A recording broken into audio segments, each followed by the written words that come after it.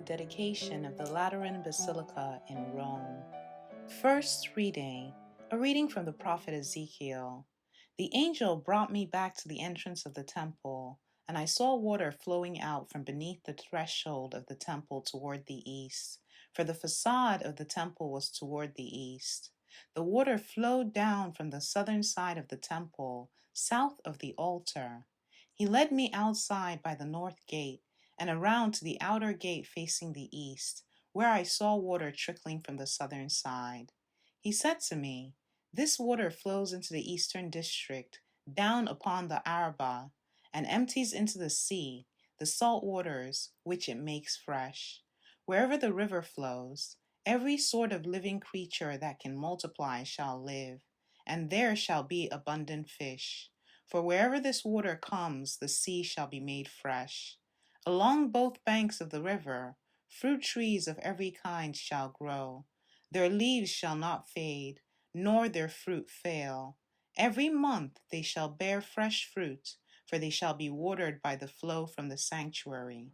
Their fruit shall serve for food, and their leaves for medicine." The word of the Lord.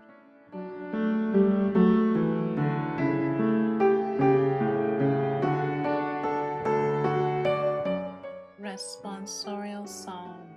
The response is, "The waters of the river gladden the city of God, the holy dwelling of the Most High. God is our refuge and our strength, an ever-present help in distress. Therefore we fear not, though the earth be shaken, and mountains plunge into the depths of the sea. The waters of the river gladden the city of God, the holy dwelling of the Most High. There is a stream whose runlets gladden the city of God, the holy dwelling of the Most High. God is in its midst, it shall not be disturbed. God will help it at the break of dawn. The waters of the river gladden the city of God, the holy dwelling of the Most High. The Lord of hosts is with us. Our stronghold is the God of Jacob. Come, behold the deeds of the Lord, the astounding things he has wrought on earth. The waters of the river gladden the city of God, the holy dwelling of the Most High.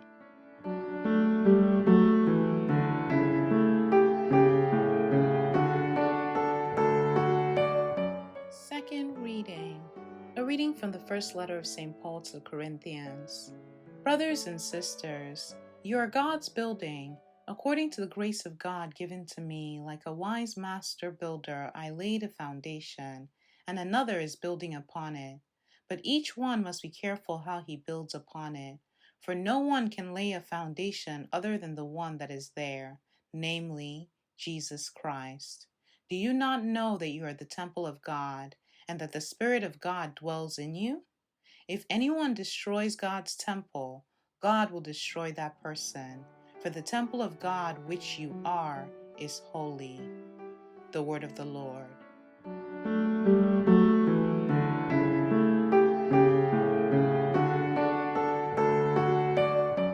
Gospel.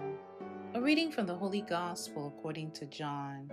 Since the Passover of the Jews was near, Jesus went up to Jerusalem. He found in the temple area those who sold oxen, sheep, and doves, as well as the money changers seated there.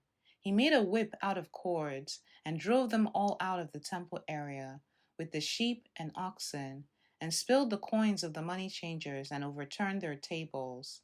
And to those who sold doves he said, "Take these out of here, and stop making my Father's house a marketplace."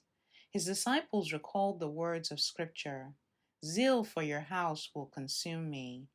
At this, the Jews answered and said to him, "What sign can you show us for doing this?" Jesus answered and said to them, "Destroy this temple, and in 3 days I will raise it up." The Jews said, "This temple has been under construction for 46 years, and you will raise it up in 3 days?" But he was speaking about the temple of his body. Therefore, when he was raised from the dead, his disciples remembered that he had said this, and they came to believe the Scripture and the word Jesus had spoken.